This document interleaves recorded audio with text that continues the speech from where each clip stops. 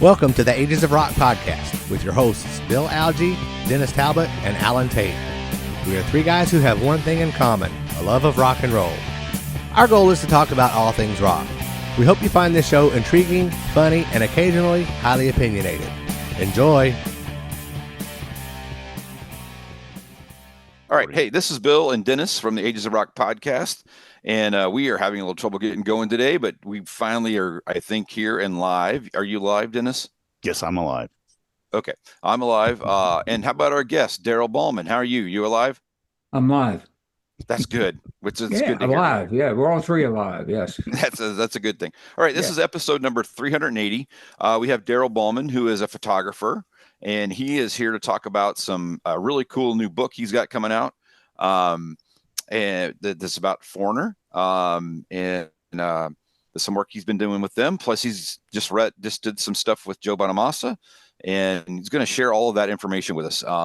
He's got a lot of cool stories and some cool photos. Maybe we can catch a couple of those too. So, how you doing, Joe? Or how you doing, Daryl? Not Joe.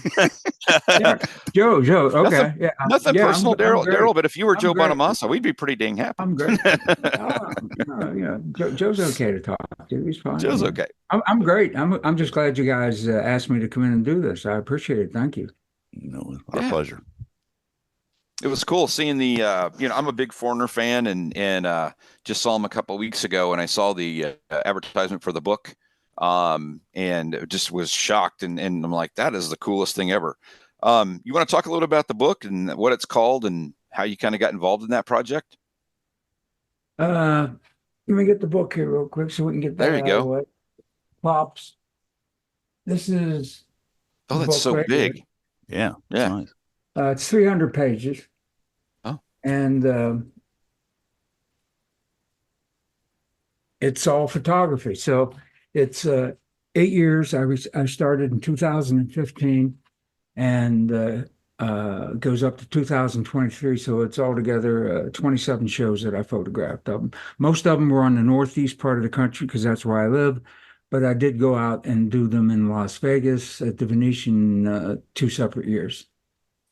Cool. Wow. That's pretty cool. So did they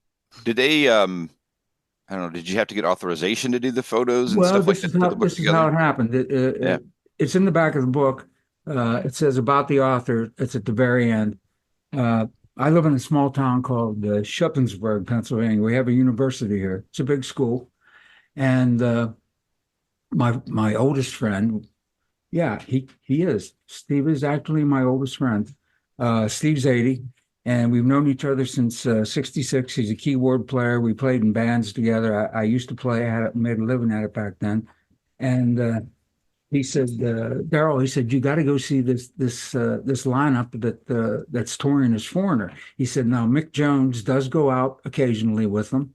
He used to go out a lot, but he's scaled it back because he's getting older and he's got some health issues.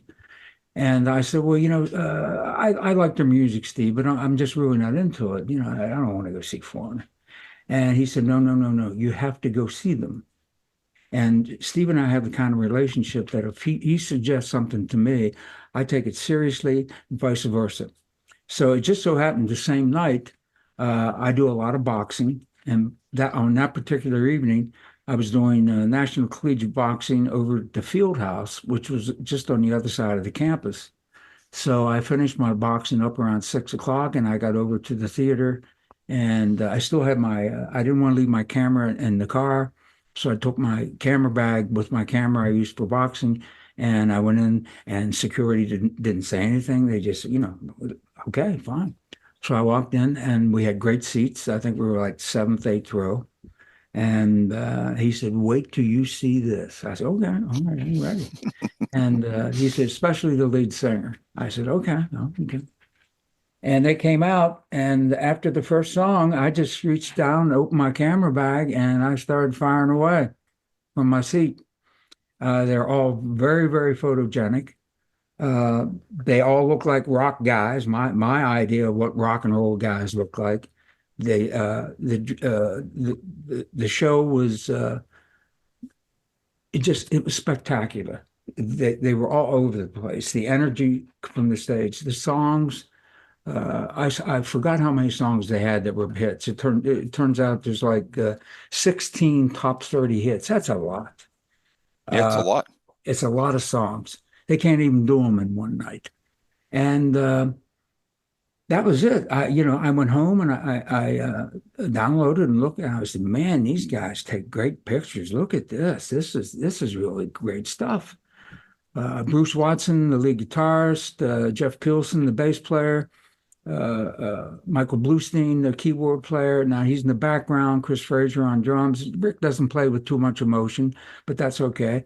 But the guys up front, and at that time they had Tom Gimble, Tommy, in the band, and Tommy had been in the band for a long time, almost 30 years, I believe, 25, 30 years.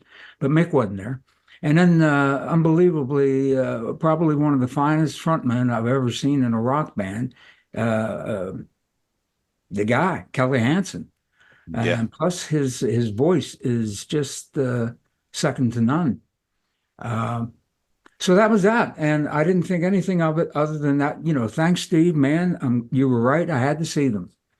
So about a year and a half later, in November, I photographed them in February 15. In November of 16, every year I go down to Washington, D.C., which is a short drive, about an hour and 40 minutes, and I do what they call Fight Night. I've been doing it for like 5 or 6 years, and they have it once a year, and it's a charity event, black tie event, tuxedo, and they have it at the Washington Hilton, same place where Reagan got shot at, and it's a big event, and they raise a lot of money, and they have entertainment. Now, in the past, the entertainment was always pretty much modern stuff in the sense of rap and that type of thing, and I'm not into that. And I got there that night, and I was reading on the way down, which I shouldn't have been doing while I was driving, and it said Foreigner was the entertainment, and what's her name, Sheila E. from Prince. Mm-hmm. I said, well, that's got to be wrong. That can't be right. So I got there, and I said, who's the entertainment? And they said, well, it's Sheila E. and Foreigner. And I looked over, and the ballroom was empty, and the stage was set up, and I said, well, Sheila E. is going to be over here. Where are they going to put Foreigner? Because it was a small stage. I said, they won't fit on that stage. He said, well, they're going to put them right in the boxing ring.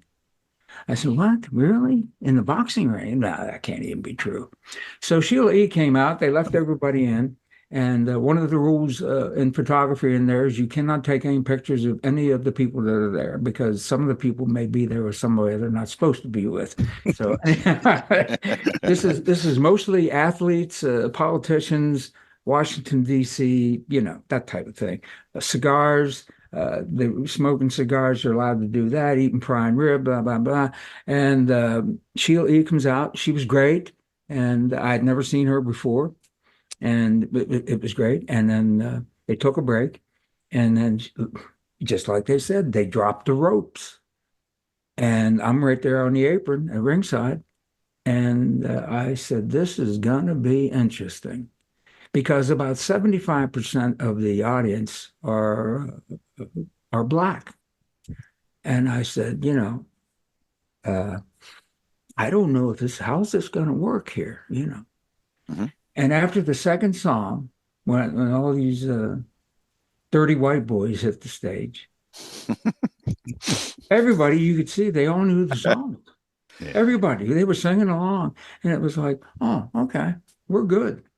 And that was the second time I shot them. And the nice thing about it was there was no 3-song limit. I could shoot all night.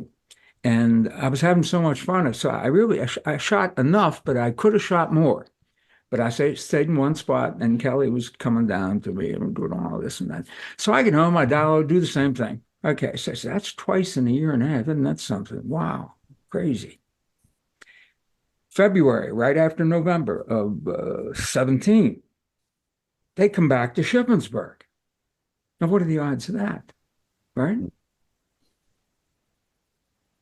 So I got a ticket, and Steve and I went up, same crew, This time I took two cameras with additional lenses, and nobody gave me any problems with getting them with and I shot from my seat.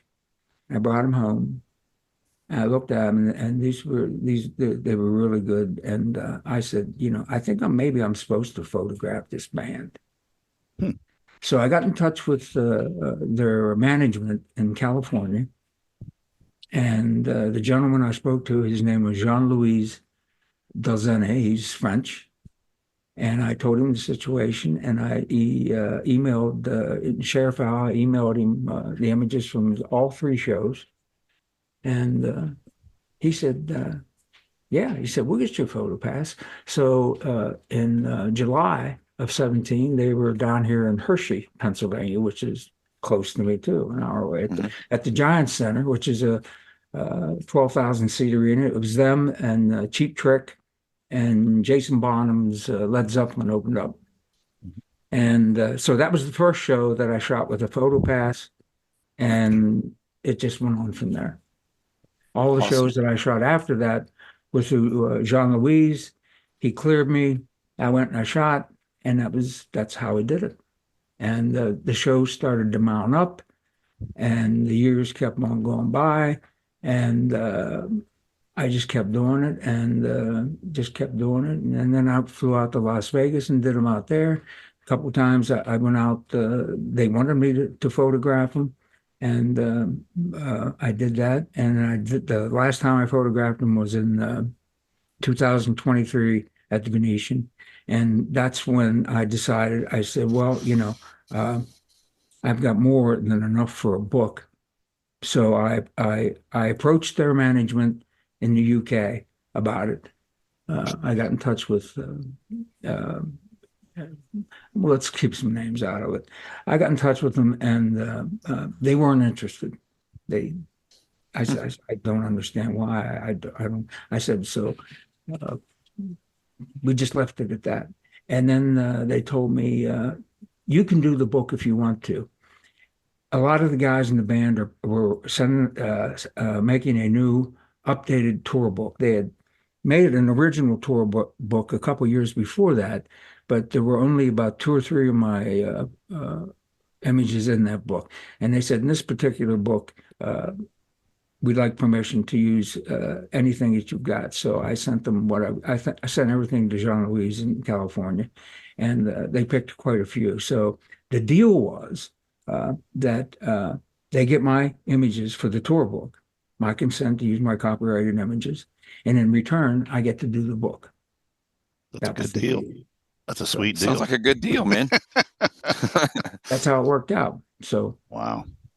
It came to fruition, and then I had to find a publisher. So I got the publisher in April of 23? Yeah, April 23.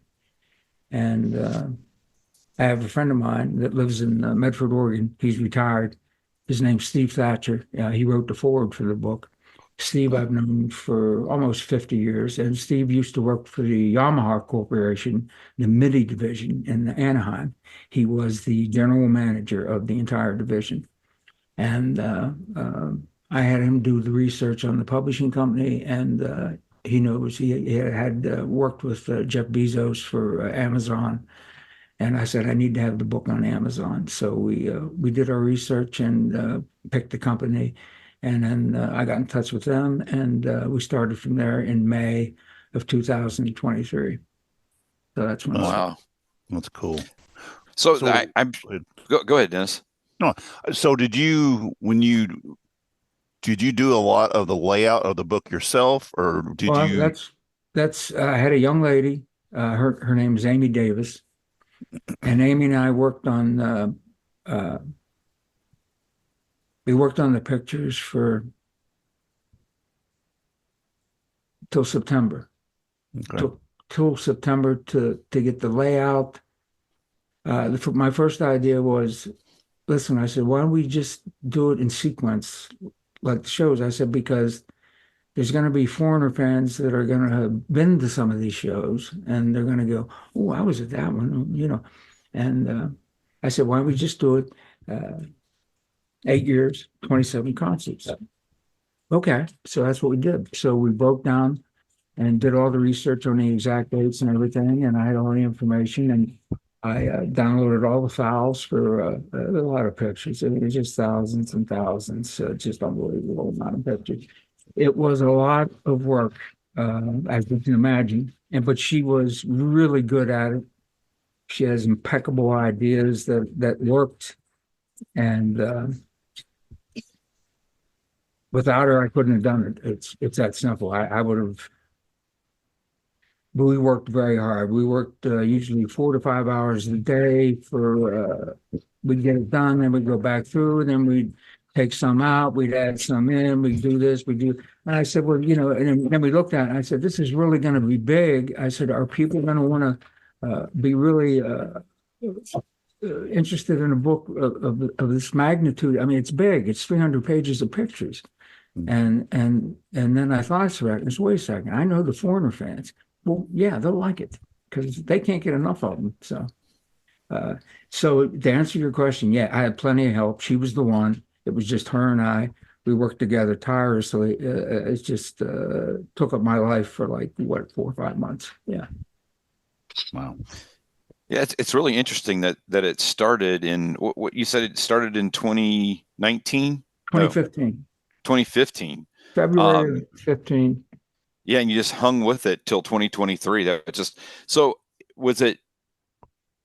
Did you do pictures after 2023 as well? Have you done some in the last? Well, I guess that would have been last year, right? At the end of the tour last year. So yeah, that would make sense. Yeah, I haven't done any. Yeah. So what are what's their impression of the book? Have they seen it? The guys in the band and stuff. Louis has. Bruce has. I'm pretty certain. The only one I sent a copy to is Louis. I might want to just interject this, and then we'll leave it for what it is. I had some problems with UK management. There was a show that I did in Erie, Pennsylvania. It's in the book, obviously.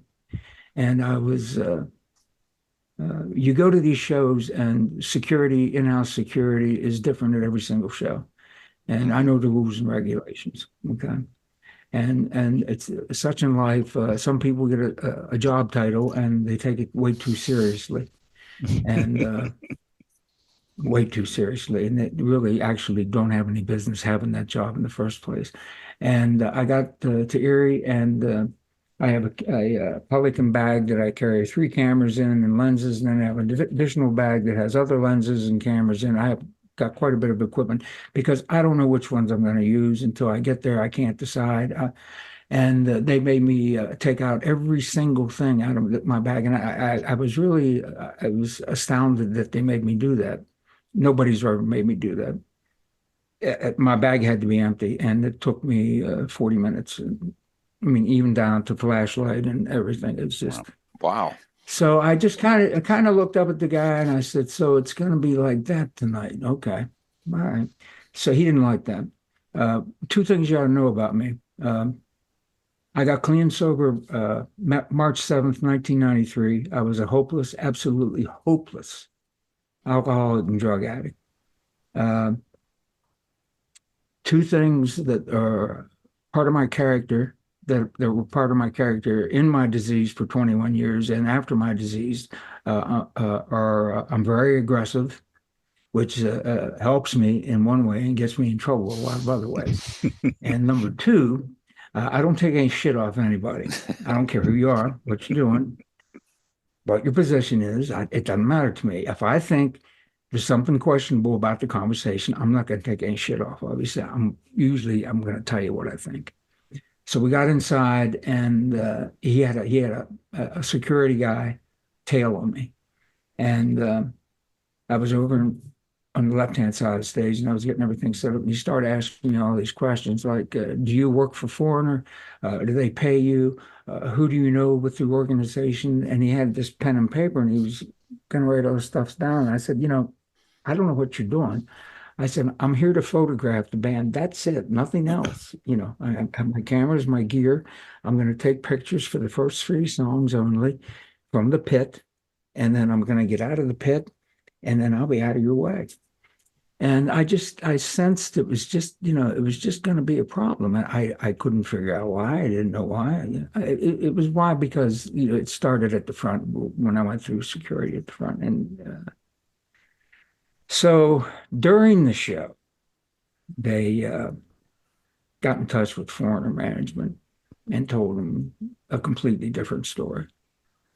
And on the way back from Erie, it's about a 5-hour drive. I was texting back and forth with Jean-Louis trying to explain my side. Well, they didn't want to hear it. They bought the in-house security side of the story.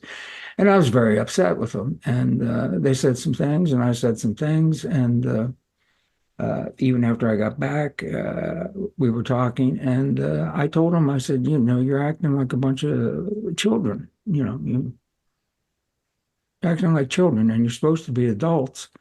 And you're not listening you don't want to hear my side of the story, which is very unfair. And they didn't like that. So, wow. I'm also the other thing is the past is the past. It's over. Mm-hmm. In sobriety, you live in today. You live in this moment today. And some people actually do that who aren't alcoholics and drug addicts.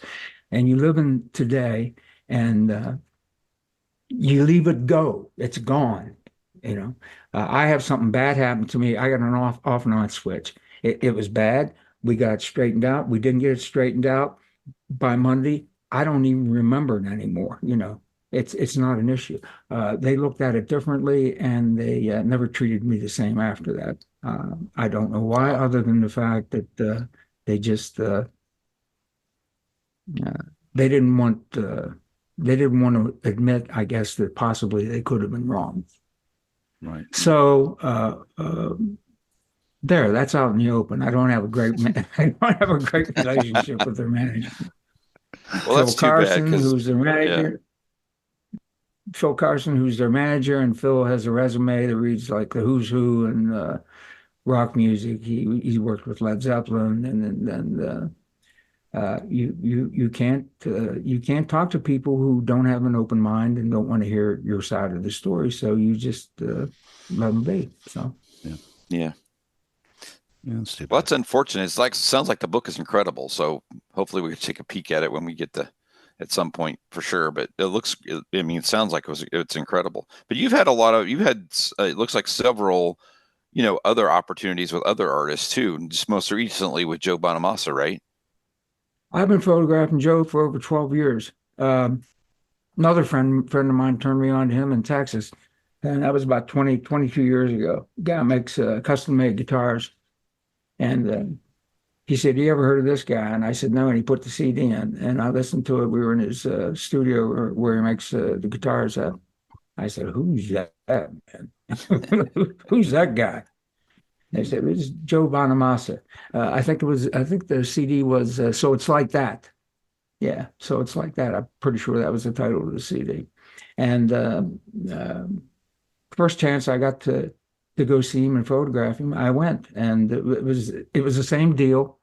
Got the camera in somehow, and then after a while, I started sending the images to their people, which they're in the R&R Adventures in Florida.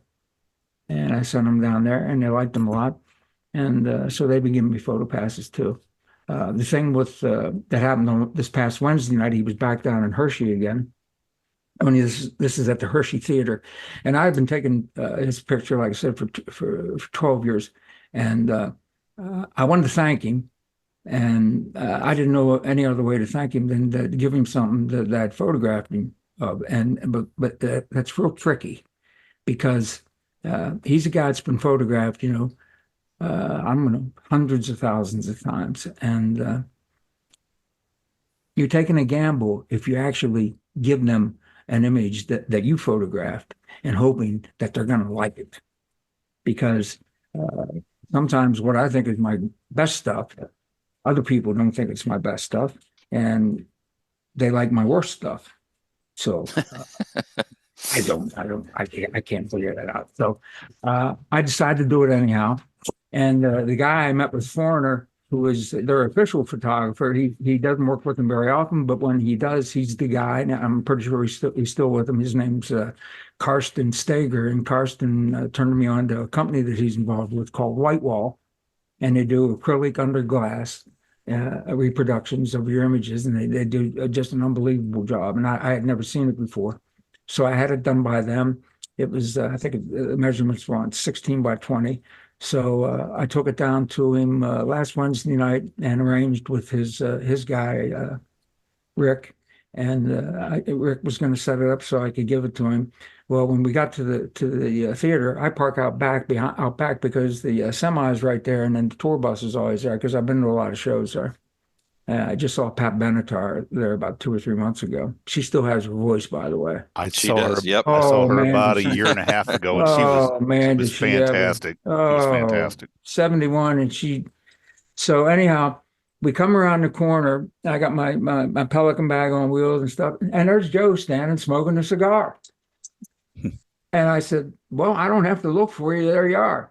And I had met him a couple of times before. I had given him a copy of my Jeff Beck CD I think it was 2017, right before he was outside getting ready to get on the bus. And I said, I want you to have this because I know Jeff's one of your favorite players. And I had photographed Jeff before. And some of my images are on here. And he said, thanks. And then I ran into him in New York City. He was coming over to play with guys I know, the Vanilla Fudge, with Carmine, Vince, and Mark, and Pete. Yep. And he was there at sound check when I got there. I said, well, what the hell is he doing here?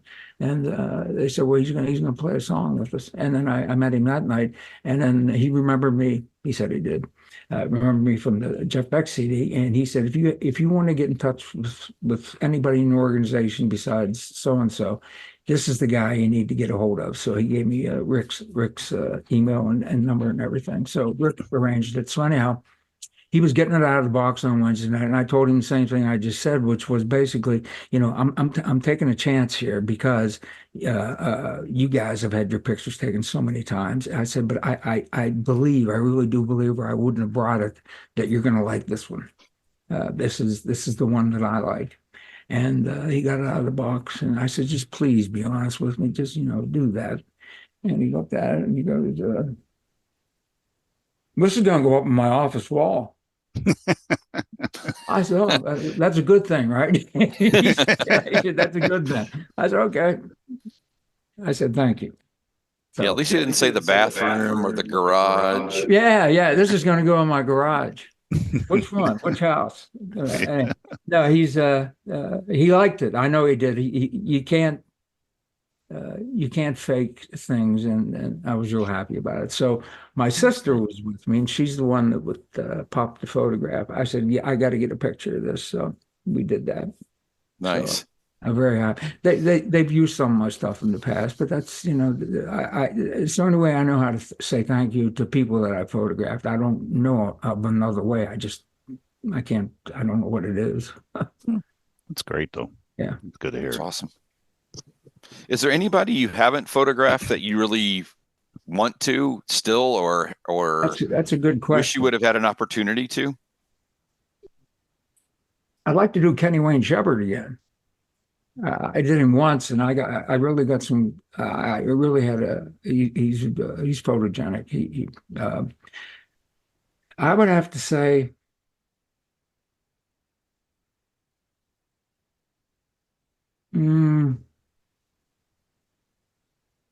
Red Hot Chili Peppers.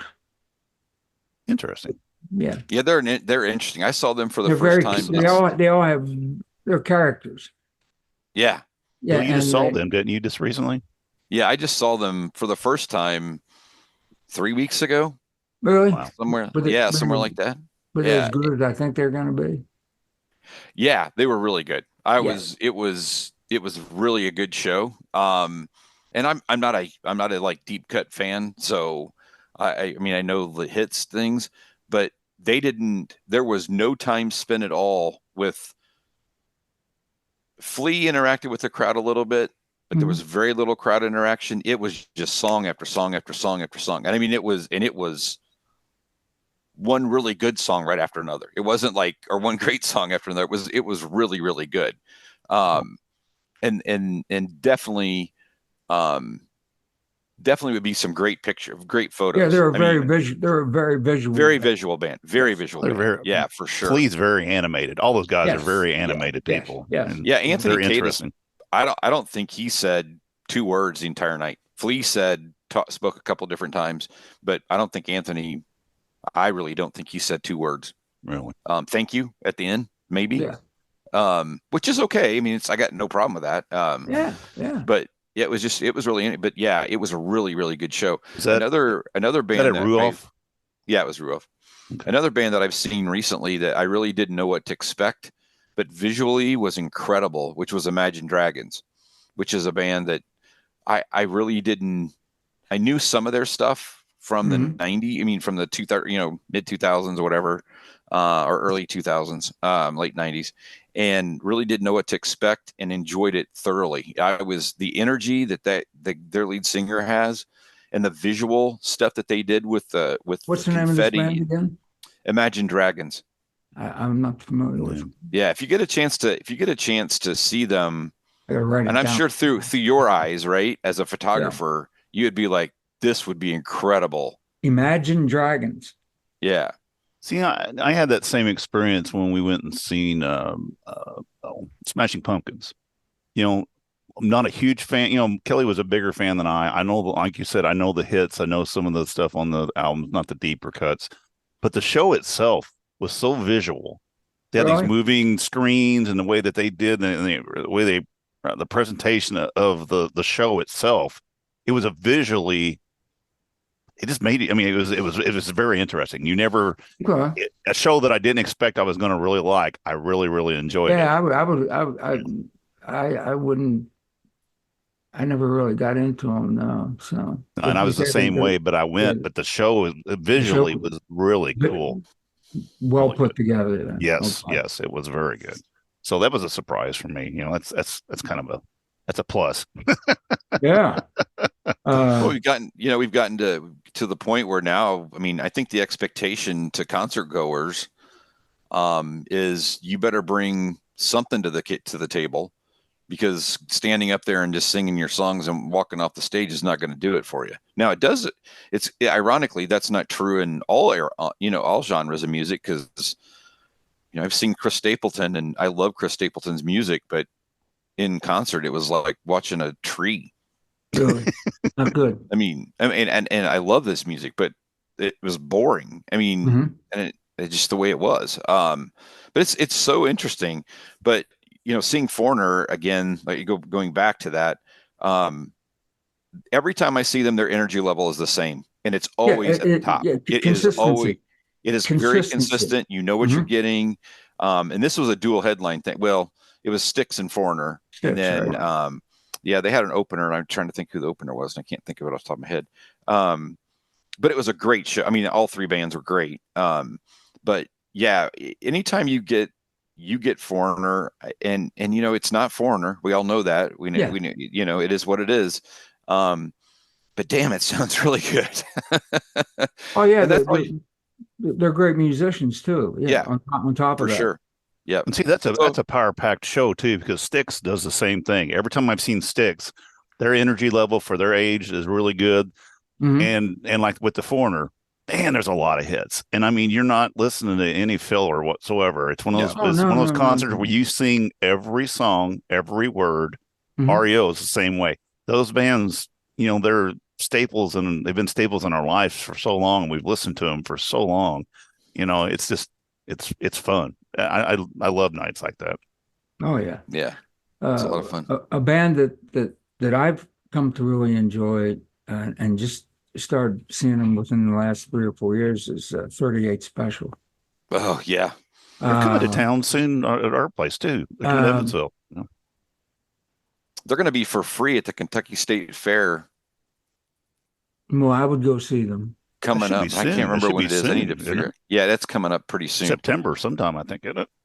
Yeah, I need to figure that out, and it might be Best Friday. best way I can describe my experience with them, and I'll go see them anytime I can now. Uh, it's a good show. The drummer is unbelievable. And he's up there, but he's unbelievable. I'm trying to think of his name right now. I can't think of it. Uh, but uh, they the songs, their catalog of songs, it just I always leave there feeling really, really good. Yep. And while I'm there, I forget about if there was anything on my mind that was bothering me before I stepped in that building. It's not bothering me anymore. Doesn't matter what it is, because their songs are I had forgotten how many songs they had that were pretty well up there in the charts, and very impressive. Well, And Bill, they sound like they just sound great. They got Jerry Riggs. Jerry Riggs, a great guitar player. Oh yeah. And the drummer Moffat, that's his name. He's just killer. Don Barnes, I believe is the only original guy left, and he still has it. So Yeah, because there was a Van Zant in that band too, right? In originally. there may have been, yeah. Yeah, there was. Actually, Bill, you missed it.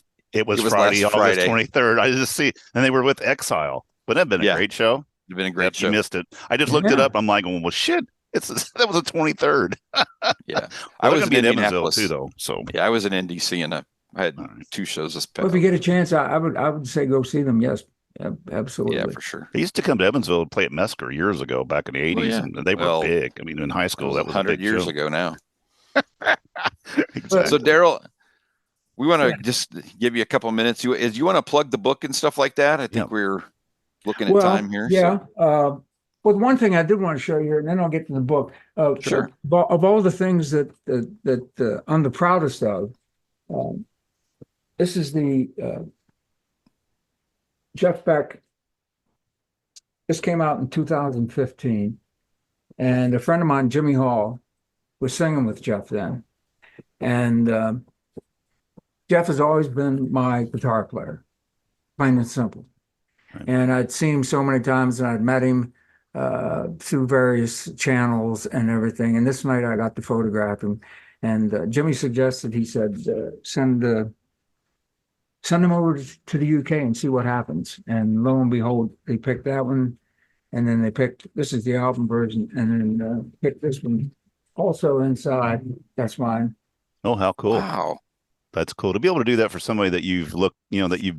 Well, yeah, see, that's what makes crazy. it special. Oh, it's just, and I came out in 2015, so that's my baby there. Wow. Cool. And then the other cool thing about it is Robert Knight. I don't know if you remember that name. He's a photographer from back in the 60s. He was up there with Jim Marshall and those guys. And Robert, his image is on the front cover. Wow. And I actually sent him an email and told him, I said, we got something in common. And I forget what the other thing was. But anyhow, he sent me his phone number, and I sent him my phone number. I'm sorry. And he actually called me. It was a Las Vegas number, Nevada number. And I used to live in Las Vegas, so I recognized the area code right away. But he was living in New Zealand. Wow. And he said he didn't even know that they used his image on the, and he was telling me, he said, what you need to do is go out and find some new young bands that'll really appreciate you.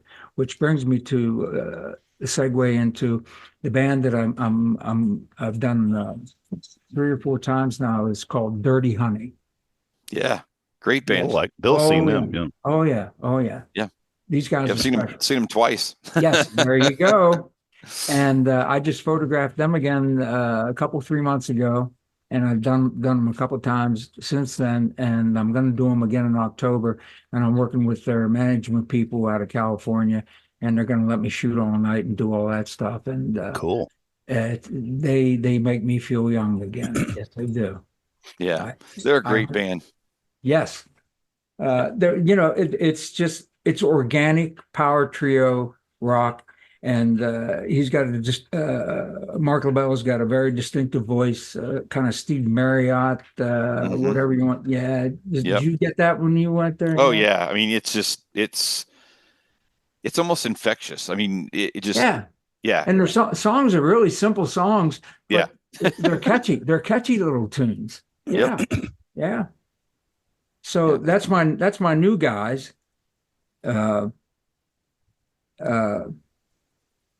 But the book, we gotta get the book. The book, I'm proud of it. I really am. I worked very hard on it. And if you're a fan of this band right here, then you should have this book. It's that simple. All the guys in the band they're just photogenic. I mean, Bruce Watson, even his worst pictures are great. They just and you've got Mick Jones in there. He shows up at some of the shows, and then I had 2 shows where they reunited with all the original members at the Hard Rock in Atlantic City, back-to-back years. So you've got those guys in there, all the original guys, and the touring band now. They played separately, then they played all together, and then. It's just it's a great book to have if you're a Foreigner fan. And you can pick it up in Amazon. I just you can get it at Amazon. Yeah, you can. Yeah. There you go. So where can people go to get the book? Amazon. You can go to Amazon, or you can go to my website, and there's a link that will take you right to Amazon. Amazon's the only place it's for sale right now, but it's going to be released and going to be put in Barnes and Noble and Abe's, I believe, in September. Nice. We have a big marketing and publicity thing coming up in September. One other thing I want to do, and the guy I was talking to, Steve Zadie. Now, Steve's a keyboard player, and he's a world-class keyboard player. And this is his second CD. It's called let me put my glasses on. Treehouse. And I did the photography for his first one. But the key thing about this is it's all him. He's playing everything on this. He uses a live guitar player from Italy, and on some tracks he uses a live drummer. But he's playing all the keyboards. He wrote all the songs. There's no vocals at all. It's contemporary fusion type stuff. It's not too heavy for you. But the nice thing about this is he doesn't charge you for it. If you like the CD, you write a check to there's a no kill shelter for animals. Cool. Wow. And the reason we were talking about this today was because today's National Dog Day. Oh, I didn't know that. I didn't know great that. tie-in. Yeah, I didn't know that. Carmine Appice, who is a friend of mine, his girlfriend. Leslie put that up on Facebook today with their dog Moses, and I said, "Well, I didn't know that." And so I put up my pictures because I have 3. I'm gonna say I've seen 2 walking around there, and they're like, don't you know it's our day today? It's our day. Yeah. What are you doing talking to guy? It's our day. No, they got special got an extra treat today.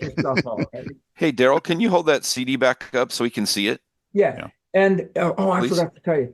You want to get the CD, you go to hold it up in front of your face almost. Yeah. So your camera's way up higher. Way up. Like there, right.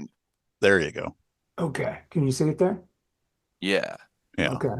You just go to Steven Zadie, StevenSzady.com, and you can order the CD from there. And if you like it, then the information on where to send the check to is on the packaging. Well, how cool. That's pretty cool.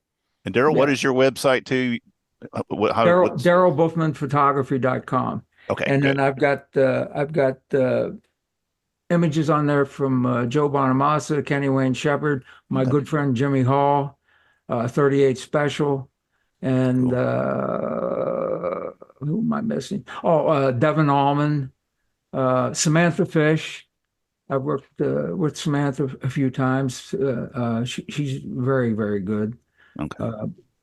I'm going to add Steppenwolf and because I did John Kay and Steppenwolf several times, and I'm doing. I'm going to put up Edgar Winter. I've done Edgar about 3 or 4 times in the last 8 or 9 years. Okay, because we'll put a link up to your website. And the Vanilla Fudge guys. There you go. Yeah. Cool. Sounds like you've been busy, man. You got a lot more work to do. There you go. Well, a lot more pictures. I never thought at my age I'd be. First of all, I never thought at my age I'd be alive, and I never thought that this photography thing would ever amount to anything. So I got a late start in life, but it's incredible. Cool. I don't try to promote it, but I can only tell you if there's anybody out there that's battling with alcohol and drugs or both, it's gonna end up one way, and it's gonna be bad. It's not gonna be good. And this works, and it changed my life. It's the reason we're talking today. And it leads to good things if you all you got to do is follow the simple directions. That's all you got to do. It's not that difficult. And you got to have a burning desire, and you have to hit rock bottom. You have to realize that I'm gonna choose life over death. So awesome. Good words. Well, thanks, Daryl, for being on the show. We're going to wrap this up. Hang out just a second. I'll let everybody know. Hey, Ages of Rock podcast. You can find us on all the normal social media outlets, Facebook, Twitter, and you can find the podcast everywhere, including Apple. So please check us out sometime, and we look forward to seeing you again in a couple of weeks.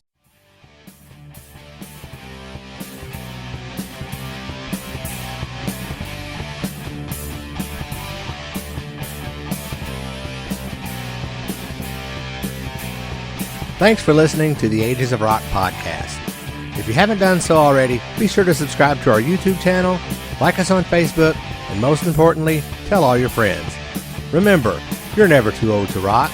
Until the next episode, peace out, folks.